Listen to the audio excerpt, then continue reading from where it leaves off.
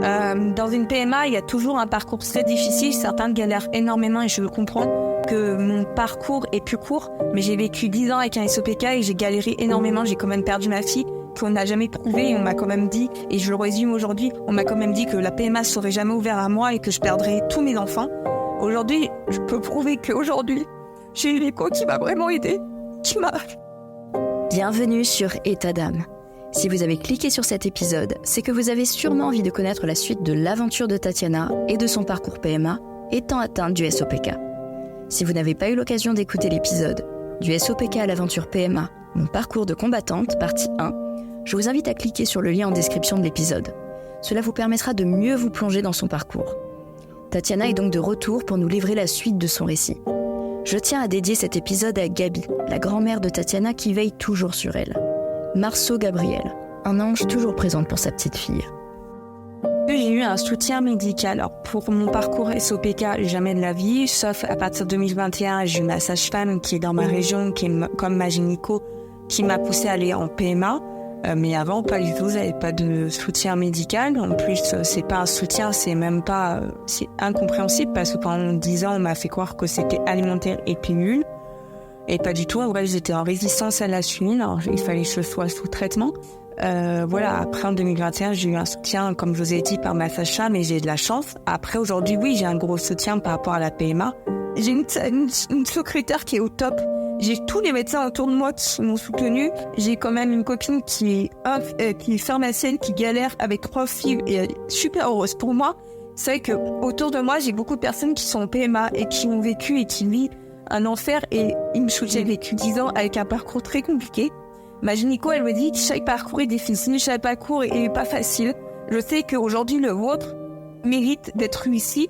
Ma gynéco et moi, on est encore choqués que j'ai réussi à être maman, de porter la vie, parce que maman, c'est pas encore, mais de porter la vie en peu de temps. Déjà, elle n'aurait pas pensé qu'en ma pension, j'aurais beaucoup d'embryons, parce que j'en avais 12 de base. Ils ont gardé que 7 parce qu'ils avaient peur que quand ils choisissaient, et je perds en vrai, sachant que même s'ils sont de bonne qualité, les 5 autres, qu'en vrai, je perds des ovaires ou que je fasse des multiples grossesses avec des embryons qui sont très faibles et que je galère très fortement pendant ma grossesse. Elle préfère mieux garder 7 embryons qui sont de bonne qualité. Mais quand elle m'a fait le transfert, elle m'a dit « J'ai tout espoir pour vous, mais je sais pas s'il va tenir ». Et aujourd'hui, elle est très heureuse et tout le monde le voit. Et aujourd'hui, en vrai, les croyances et les valeurs, faut arrêter. Cacher jusqu'à 3 mois. Parce que cacher jusqu'à 3 mois, ça peut provoquer plein de choses. Les nausées, les vomissements, les inquiétudes. Et en vrai, il faut arrêter tout ça. Comme vous l'avez compris lors du premier protocole, il y a pu avoir la conservation de 7 embryons. L'un de ces embryons va-t-il permettre à Tatiana et son futur mari de connaître le bonheur de la parentalité ? C'est ce que vous allez découvrir dans cette partie 2. Un transfert de bonheur. Excellente écoute. Au début, on n'avait pas du tout confiance. Alors ça veut dire qu'on avait un doute. Parce qu'au début, avec le OATS de mon compagnon, on est quand même passé par la génétique. Ça veut dire qu'on avait un examen. Pendant 3 mois, on était dans le doute, poser la question si mon chéri serait le papa de mes enfants. Et surtout, si on passerait par un donneur. Vous voyez la chaise musicale ? On était sur 2 chaises où on tombe par terre parce que si c'est un donneur ou si c'est lui en PMA, on a des embryons et après on peut avoir un deuxième parcours. Mais pour le premier, je me suis dit, je veux un enfant de mon compagnon, je veux pas un enfant d'une personne inconnue. Pour moi, c'était, moi je porte la vie, mais mon compagnon, je veux ça soit ses yeux, son visage. J'ai eu une hyperstimulation élevée. Si c'était sévère, j'aurais jamais eu parce que on est acide. Et c'est que l'acidité des produits peut mettre en danger le bébé et la maman. Même s'ils sont congelés, la seule chose est sévère, ça veut dire que le produit reste dans le bébé. Et c'est très dangereux pour l'avenir du bébé et de la maman au fil des mois et au fil des années. On met pas en danger la maman et le bébé surtout. Et voilà, c'est pour l'avenir du bébé et de la maman. La FIBCI, pour moi, j'aurais pas pensé qu'au 3e jour, je me mettrais en arrêt à cause des stimulations ovariennes. J'ai fait un pollen x10. Ça m'a fait un effet secondaire. J'ai pas arrêté le protocole, mais c'est juste que j'ai fait une allergie virale. J'étais dans un état et en vrai, je pouvais plus continuer de travailler. Et en gros, je suis allée jusqu'à un point de faire une hyperstimulation. Le jour du 2e contrôle, on m'a dit que j'étais en hyperstimulation. Malgré tout, elle m'a demandé mes douleurs et j'ai quand même fait j'ai quand même fait ma ponction, mais c'est vrai que dans l'état j'étais, j'ai eu des douleurs, j'ai eu de la transpiration, j'étais très fatiguée. Mais la seule chose, c'est que quand même, j'ai eu ma ponction. Je repasserai par là s'il faut, mais c'est vrai que c'était des doses très hautes. Alors, pas très hautes, mais quand même pour mon corps. Et c'est vrai que je suis allée jusqu'à quand même 24 000 d'estrogène. Et c'est vrai que c'était énorme pour moi. Mais voilà, même la gynéco était choquée. Mais voilà, j'ai quand même eu des bons résultats pour la ponction. Depuis le début, on savait, depuis le premier spermogramme de mon futur mari, on savait qu'on passerait par ça. Malgré qu'on est passé par des montagnes russes, des doutes, des tristesses, de la colère, même des fois on est passé sur la joie. On savait que ça allait marcher, même si en transfert frais ou en transfert congé, on savait que des moments, peut-être ça marcherait pas en premier sang, on le savait, mais on restait positif. Suite à la ponction aussi, j'ai eu des douleurs. Après, j'ai eu pire par rapport à mon kyste dermoïde. Tout va bien. C'était une douleur qui était positive parce que à la fin, on a eu nos embryons. Tous les jours, ils m'ont appelé. Alors, la douleur était présente le premier jour, le deuxième jour. Après, quand j'ai eu des réponses, les douleurs, elles étaient plus présentes pour moi. Le plus important, je me suis dit, j'ai réussi à avoir 12 embryons. 12 embryons micro-AGT, 12 embryons fécondés et les 12 sont gardés. Sauf après, ils ont fait un tri, ça c'est sûr. Mais il y en a 7. Pour moi, la douleur était loin pour moi. Loin, même si c'était il y a quelques jours. Pour moi, c'était le plus important, c'est que les objectifs, c'était mes embryons. C'était pas la douleur. Voilà, c'était ça. Moi, après, voilà, la douleur, elle était là. Après, j'étais fatiguée, j'ai eu des douleurs pour faire pipi au début. Voilà, mais et pendant la ponction, j'ai eu un problème respiratoire. Alors, j'ai eu une canne de tout. En vrai, je pense que c'était à cause du pollen et l'hyperstimulation et le mélange de l'anesthésie, c'était, voilà. Mais c'était oublié, en vrai, parce que j'étais endormie. Alors, j'ai pas entendu, j'ai rien senti parce que c'était général. Mais quand on m'a dit, j'étais choquée. Mais quand j'ai su, quelques jours après, combien il y en avait, j'ai oublié ça. C'était du passé. Il y a plus des choses positives. Il y a pire dans la vie, en plus. Mais c'était positif. Et c'est ça le plus important. Même, par exemple, négativement, peut-être j'aurais pas eu d'embryon. Malgré tout, c'est pas grave parce que et physiquement, comment je me sentais? J'étais très fatiguée, très faible. Après, j'étais très forte. Mentalement, je me suis dit, mon chéri, son but, c'est son sperme. Le jour de la ponction, mais moi, mon but, c'est de faire les piqûres. Et mon but, c'est d'avoir des bons ovocytes pour la partie 1. Après, j'aurais pas pensé que j'aurais pas de transfert frais. Mais pour quand j'ai su que, après, on aurait un transfert congelé, mon but deuxième, c'était d'avoir un ovule ou d'avoir l'andromètre très près pour avoir mon transfert. Pas comme au début, qu'on a eu 1 an d'examen, que j'étais stressée pour nous deux. À partir où j'ai commencé les protocoles, j'étais plus stressée pour nous deux. J'étais stressée par rapport à que ça soit positif pour nous et que moi, je fais tout mon maximum pour avoir des ovocytes et après d'avoir un ovule ou un andromètre qui est prêt. C'était pas... on est deux, il faut qu'on soutienne jusqu'au bout. En vrai, j'avais même pas besoin de son soutien parce que je sais que physiquement, mentalement, c'était important pour nous d'avoir une famille. Les piqûres, c'était moi le maître. Et de réussir d'avoir on va au maximum des embryons pour la première partie. Et après, la deuxième partie, même si c'est un transfert frais ou un transfert congé, que ce bébé soit calé dans mon andromètre. Après, la deuxième partie, c'était plus dur parce que après, on a recommencé 1 mois après, c'était de refaire des piqûres et que ça soit positif. On va pas dire que c'était un jeu, mais ma gynéco, elle a quand même pas tiré des cartes, on va pas dire comme ça, mais c'est vrai qu'elle a tiré sur des choses. Ça veut dire que les piqûres, je savais pas où aller. Et c'est vraiment mon corps qui a vraiment travaillé et qui a ovulé tout seul. Et ça, je pense que c'est un miracle. Parce que avoir une ovulation naturelle, ça, après des vraies règles, après une ponction et sous du faston, c'est magique. Parce que les deux contrôles, elle avait même pas remarqué que j'ovulais naturellement. Elle aurait pas pensé. Après, comme je vous ai déjà dit, j'ai des sacs matures de base. Alors, oui, mais on n'aurait pas pensé le 22 mai que j'ovulerais naturellement. Jamais de la vie. Même moi, j'aurais jamais pensé. Parce que j'ai déjà ovulé pour ma fille. J'ai déjà ovulé après. J'ai déjà fait un test d'ovulation en 2020. Mais j'aurais jamais pensé, après 2 ans d'essai avec mon compagnon, que j'aurais une ovulation naturelle.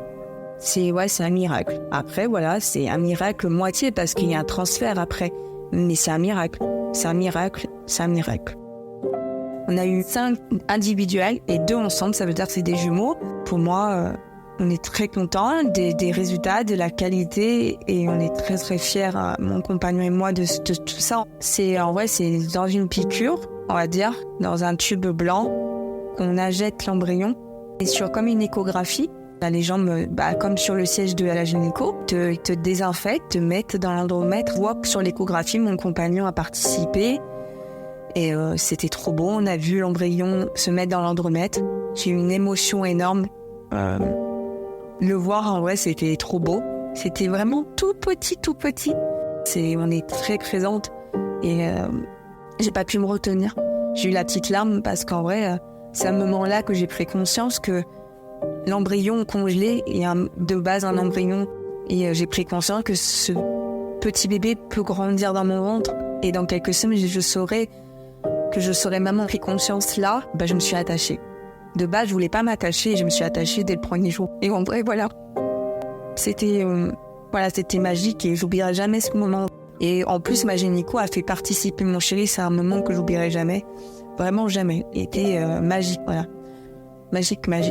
J'ai attendu 15 jours. 15 jours d'attente pour la prise de sang. 15 jours de...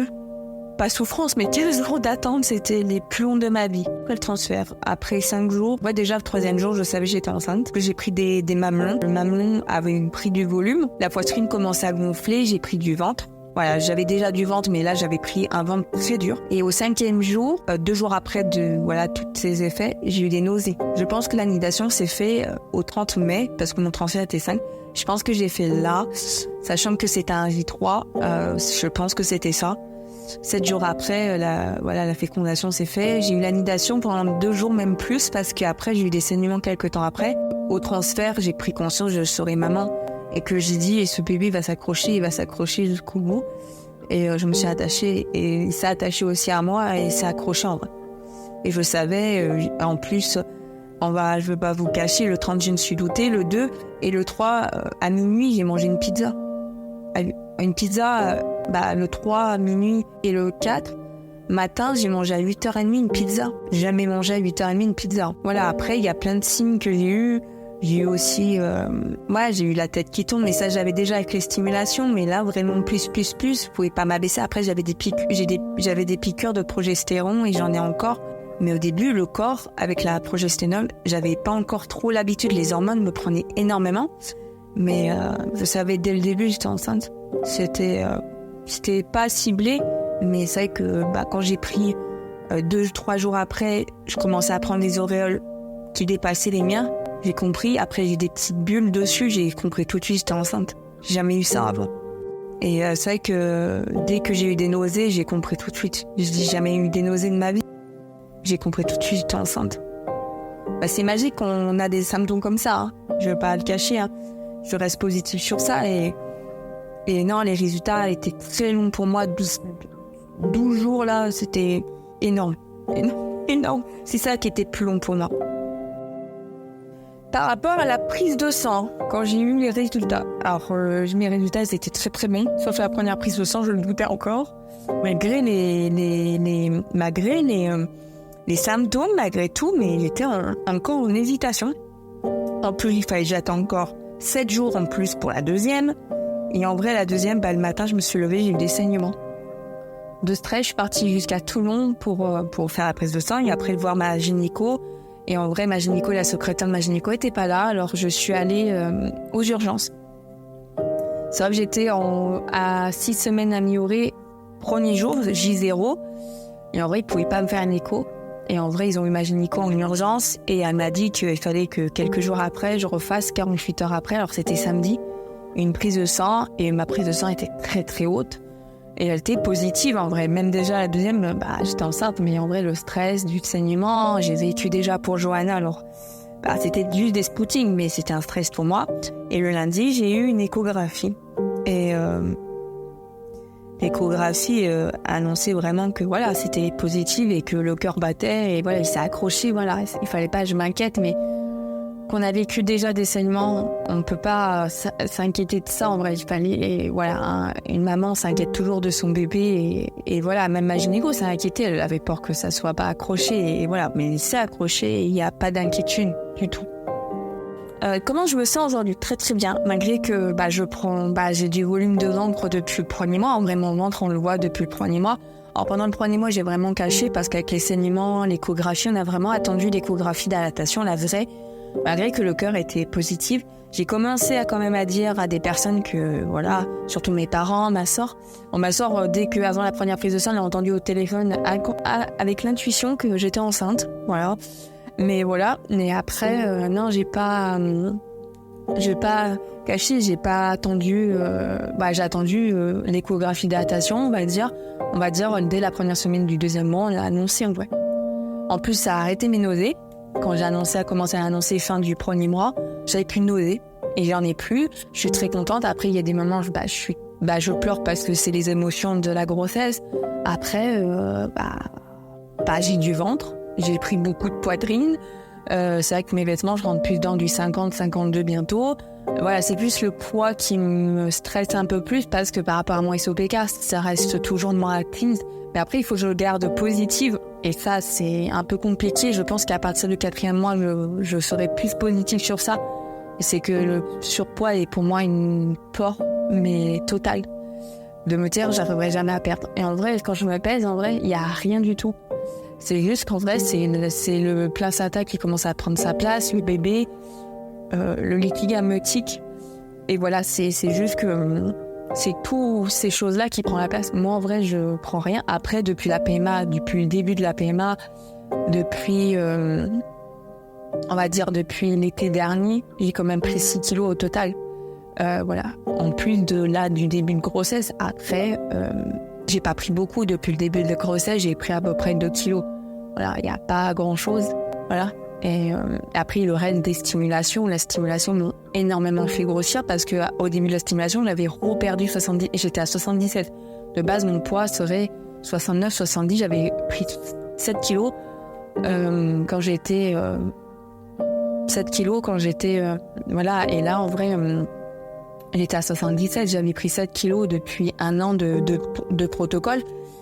Mais en gros, j'ai pris, on va dire, depuis j'ai pris 6 kilos, mais en vrai, j'ai pris à peu près 2 kilos là avec la grossesse. J'ai pas pris énormément. Voilà, après, voilà, je fais très attention. En vrai, je mange équilibré. Après, des fois, je me fais plaisir. Mais c'est vrai que me dire que, voilà, la seule chose, me dire que je vais aller dans le 52, j'ai toujours dit, je voudrais jamais dépasser le plus, c'est 42. C'est vrai que là, je dépasse énormément. Après, c'est la grossesse et c'est le plus important. Et en vrai, le poids est pour moi ma hantise, mais pas pour ma grossesse. Il faut que je m'enlève ça tout de suite de la tête. Et voilà, c'est juste que c'est ma phobie, le poids. Et voilà, mais en plus, je me pèse tous les semaines, en vrai. Et de base, il faut arrêter ça quand on est enceinte, mais j'ai pas le choix, en vrai. C'est ma hantise. Et en plus, c'est bien parce qu'en vrai, je me mesure tous les mois. Et ça aussi, c'est pas bien, mais c'est un souvenir. Mais le poids, c'est vrai qu'il faut que j'arrête. Il faut que je me pèse, sauf le dernier mois, il faut que je me pèse tous les jours. Mais même ça, c'est pas bon en vrai. Alors j'ai décidé d'arrêter, mais voilà. Je vais finir cette semaine c'est ma dernière semaine, la semaine prochaine du 2e mois, alors je le ferai. Et après, je me poserai une fois par mois. Ça veut dire que la fin du 3e mois, je me poserai. Par rapport à la fin du 2e mois, on verra la différence. Et voilà, c'est aussi un but de me dire, t'es enceinte et il faut que tu te fasses plaisir parce que peut-être j'aurai qu'une seule grossesse en vrai. Mais voilà. Mais c'est juste ça le truc. Mais après, je reste positive. Je suis très contente de ma grossesse pour l'instant. J'ai pas d'acné. J'ai juste un beau ventre, une belle poitrine, on va dire, un beau corps de femme enceinte. Quand je suis habillée, on voit vraiment mes formes que j'adore, voilà, que j'ai toujours rêvé parce que mes formes, je les cachais, parce que j'avais peur, mais là, avec la grossesse, c'est encore plus beau et ça, j'adore. Après, j'ai moi un beau visage. Là, je vais aller chez le coiffeur pour remettre mes cheveux bien, juste pour couper et remettre mes boucles en forme, mais je fais pas de couleur, rien, parce que pendant la grossesse, après, j'ai des beaux ongles et ça, voilà. Le seul problème, c'est qu'avec la grossesse et la chaleur, la pilosité, elle est présente. Mais ça va, j'ai une esthéticienne qui va faire les choses. J'arrivais au début pour me raser et tout, mais là, c'est plus possible. On va avec le ventre, c'est plus possible. Le maillot, je fais très attention. J'essaye de me raser. J'ai trouvé une technique. Pour les femmes enceintes, technique, c'est s'allonger sur le lit et se raser sur les côtés. Le maillot, je fais pas trop au milieu parce qu'avec... je fais très attention par rapport par rapport aux infections urinaires. Je fais très attention, il faut se protéger par rapport à la flore vaginale. Mais en gros, à part ça, Après, chaque été, j'ai souvent un peu plus de pilosité.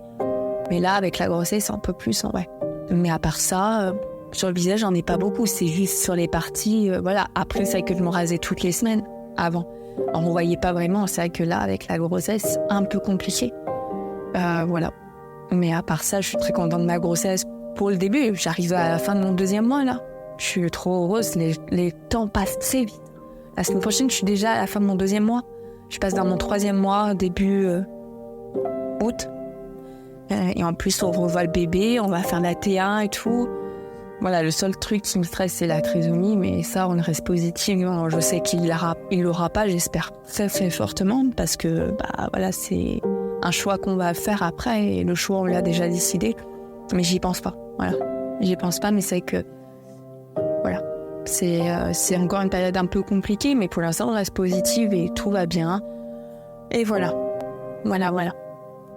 Je n'ai jamais fait de test de grossesse, j'en ai fait avant, pendant 2 ans, on va dire avant le protocole. Et en vrai, j'avais fait aussi pour ma fille, et les tests de grossesse pour moi n'ont jamais marché. Et en vrai, pendant les 15 jours, on a eu beaucoup qui m'ont dit j'ai fait un test de grossesse, après j'ai fait une fausse couche. Et l'autre, il était négatif et en vrai, il était positif. Aujourd'hui, elle va accoucher dans 1 semaine, là. En vrai, j'ai décidé de ne pas faire, malgré c'était très long pour moi, mais j'ai tenu le bon bout et en vrai, sur lui, je mérite tout ce bonheur. Après, je m'envoie pas des fleurs, mais j'ai eu de la chance et j'ai eu le courage, malgré que le jour de la première prise de sang, j'ai craqué. En vrai, toutes les prises de sang, j'ai appelé le labo, en vrai, avant même les résultats, parce que pour moi, c'était trop long d'attendre jusqu'à 15 heures. Mais j'ai tenu à chaque fois des prises de sang. J'ai pas fait un test de grossesse au milieu pour voir si c'était toujours bon. Non, j'ai vraiment fait que des prises de sang. J'ai jamais fait de test de grossesse. Et même dans l'avenir, j'en referai pas. Parce qu'en vrai, la prise de sang, pour moi, est encore plus magique. Les résultats vraiment prouvent vraiment qu'un test de grossesse, pour moi, c'est pas bidon, mais c'est pas magique. C'est pas le sang, en vrai, c'est ton urine. Mais ton urine peut se tromper, en vrai. Mais c'est pour moi, personnellement, je n'en referai jamais de test de grossesse de ma vie. Il n'aura plus, même test d'ovulation à la maison. Mon ovulation, je le sais parce qu'en vrai, j'ai des pertes blanches maintenant. Je peux le dire, c'est un autre sujet, mais voilà. Mais je suis très contente d'avoir tenu. Je suis même fière de moi, en vrai. Et aujourd'hui, je suis même fière de même pas mettre un test de grossesse sur mon Instagram. J'ai mis mes analyses et je suis très fière de le mettre, en vrai.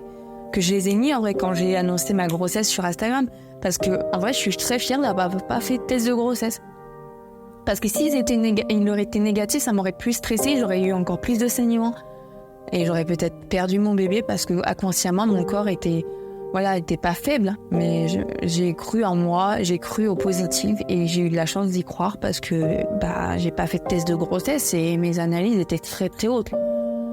Elles étaient magnifiques et j'étais très contente d'avoir fait ce que moi je sentais et de me dire non, tu fais pas de test de grossesse, tu fais prise de sang et j'ai eu raison. Mon seul conseil, c'est que si le corps et l'esprit est bien connectés, tout ira bien. Après, c'est l'alimentation, les compléments alimentaires et le sport et être bien entouré. Si on est une négative, rien n'ira. Et aussi, être bien entouré, c'est bien aussi, Je ne dis pas le contraire. Mais moi, pendant ce parcours, j'ai tout bloqué. Ça veut dire que j'étais connectée sur Instagram, mais j'étais dans ma bulle avec mon compagnon. On avait des amis, Après, j'avais ma famille. Mais en vrai, j'ai tout bloqué. Ça veut dire que je me suis renfermée. Je me suis mis dans la bulle. Après, je me confiais beaucoup à ma famille, beaucoup à mes amis. Mais pendant ce parcours ponction et transfert, on n'était que tous les deux. Je voyais plus personne. Et c'est ça qui m'a vraiment soutenue. En vrai, c'est que je suis pas sortie, j'ai tout arrêté déjà depuis longtemps. Alimentation, j'ai restiné et en vrai, je me suis raisonnée en vrai, comme une femme enceinte en vrai. Alors après, sur l'alcool, la cigarette et d'autres choses, j'ai rédimé déjà depuis longtemps. Mais après, j'ai fait des nettoyages de corps, j'ai fait des détox, mais ça fait déjà 10 ans. Après, j'ai fait beaucoup de compléments alimentaires. J'ai pris de l'oméga pendant 10 ans. Voilà, j'ai fait plein de choses. Avant, je me suis fait aider par une sophrologue, par des soins énergétiques. Et j'ai fait une PBA. Et après, je suis liée par ma tante et ma mère qui est naturopathe et moi aussi. C'est familial. Après, on a beaucoup d'intuition dans notre famille. J'ai vu beaucoup de voyants. Alors, je savais qu'au printemps, je serais maman. Alors, on m'avait dit il y a 2 ans. Alors, par rapport aux énergies du ciel et l'énergie de terre, c'est un peu compliqué parce qu'on n'est pas liés. Alors, c'était compliqué parce que pendant 2 ans, tu doutes beaucoup. Mais j'ai beaucoup travaillé sur ça. Et voilà, comme je le dis, c'est alimentaire, c'est plein de choses. Mais la seule chose, c'est que quand le corps et l'esprit est présent, comme j'ai dit au début, tout ira bien. Et surtout, il faut s'écouter soi-même. Si on se dit, on n'arrivera pas, rien n'ira en vrai. Et surtout, il faut y croire en soi. Et dans ce parcours, faire douter son compagnon, ça ne marchera jamais. Et j'ai beaucoup discuté avec beaucoup de personnes sur les réseaux, voilà. J'ai toujours dit que dans un parcours, dans un couple, l'homme met la graine et la femme ne fait rien. Elle fait juste, voilà. Et dans un parcours PMA, bref, une relation amoureuse, c'est comme la réalité. Un acte sexuel amoureux, pour faire un bébé, reste pareil en PMA. Et ça, beaucoup le disent que non, si. Parce que pour faire un bébé, il faut avoir des ovocytes. Il faut avoir du sperme. Et il met la graine, oui, le père. Mais dans un spermogramme, dans un tube, c'est la même chose. Et un ovocyte aussi. Or pour moi, le but, c'est à la fin, c'est la même chose. Et aujourd'hui, j'ai réussi à... En vrai, j'ai une connaissance sur les réseaux qui fait des cartes et des livres pour les naissances, pour les parcours. J'ai commandé le livre pour notre futur bébé. Et en vrai, dedans, elle nous demande l'histoire de la conception. Je ne me trompe pas. Et en vrai, c'est une histoire que je raconte en petit résumé. Mais j'explique naturellement, en vrai, le parcours. Et ça reste pour moi comme un parcours naturel. Notre enfant, il est arrivé comme si c'était naturel. C'est juste que, en vrai, c'est l'aide médicale, mais ça reste pareil. C'est juste que, c'est pas dans un lit, mais ça reste pareil. C'est mon ovocyte ou mes ovocytes qui l'ont aidé à arriver, mais c'est le sperme de mon compagnon. Mais c'est comme si c'était dans un lit, sauf c'est autrement. Mais moi, c'était encore plus magique parce que je l'ai vu être dans mon andromètre. Et c'est ça encore plus magique en vrai. C'est de l'avoir vu et après, au fil du temps, de l'avoir vu. Et en plus, le plus important, c'est que à l'échographie d'adaptation, il tourne déjà que j'ai jamais vu ça. Un bébé qui tourne déjà, qui fait déjà des pirouettes et qui n'a même pas encore tous ses bras en entier et ses jambes. Alors aujourd'hui, je parle en même temps que je vous fais le vocal. Là, aujourd'hui, il a encore plus pris de bras et de jambes, je pense. Mais voilà, c'est magique. Je peux pas oublier ces échographies et tout, et même les autres que j'oublierai pas après. Mais voilà, la seule chose, c'est qu'il faut croire en vous, même si des périodes difficiles. J'ai vécu ça dans les SOPK et j'en ai vécu encore après. Et peut-être j'en vivrai encore, mais aujourd'hui, je suis très contente du parcours que j'ai vécu et qu'aujourd'hui, on est heureux d'avoir ce petit bébé qu'on appelle Bonbon pour l'instant. Après, on a déjà choisi les prénoms des deux côtés, des deux sexes, si c'est une fille ou un garçon. Mais on est très heureux que ça soit son surnom. En plus, toutes les cartes qu'on a commandées chez Kate, parce qu'elle s'appelle Kate, et c'est le thème gourmandise. Alors je pense qu'on fera sa chambre sur le thème gourmandise, mais on est très heureux de tout ça et on est très heureux de vous partager ça en vrai. Et après, chaque partie de la vie apporte, et j'ai mis, c'est vrai que mes portes de PMA sont ouvertes rapidement, en peu de temps. En un an, j'ai eu mes résultats d'analyse, etc. Et après, j'ai eu mon parcours qu'en 3 mois. Mais avant, ce que j'ai vécu, c'est pas un cancer, mais j'ai vécu plein de choses. Et j'ai presque eu un cancer du sein, en vrai. Ça, c'était bénin, mais j'aurais pu avoir un cancer de sein. Surtout avec mes pilules que j'ai eues. Et en vrai, c'était bénin. Alors, j'ai de la chance. Mais j'ai vécu le Covid, que j'ai mouru presque avec ma fille. Et voilà, ma fille est partie. Alors aujourd'hui, je mérite pas que ce bonheur, mais je le mérite énormément avec mon compagnon, parce que même mon compagnon n'a pas eu une enfance facile. Or, notre histoire mérite d'être réussite à la fin. Voilà. Après, je me dis, je vais profiter de cette grossesse à fond parce que je sais pas comment ça va être notre avenir, parce que notre projet, c'est d'avoir 2 autres enfants. Alors, je sais même pas comment ça va être, mais on n'y pense pas. On vit au présent, et c'est plus important. Et des moments, c'est compliqué. Mais voilà, la seule chose, c'est qu'on est très heureux. Et voilà, je suis très contente de vous partager ça aujourd'hui. Et voilà, et merci beaucoup Stéphanie pour tout ce moment de partage et que tu m'as laissé partager ça avec beaucoup de monde. Et je suis très heureuse. Et à très bientôt sur ma page Instagram. Et n'hésitez pas à me poser des questions. Et voilà, bisous bisous.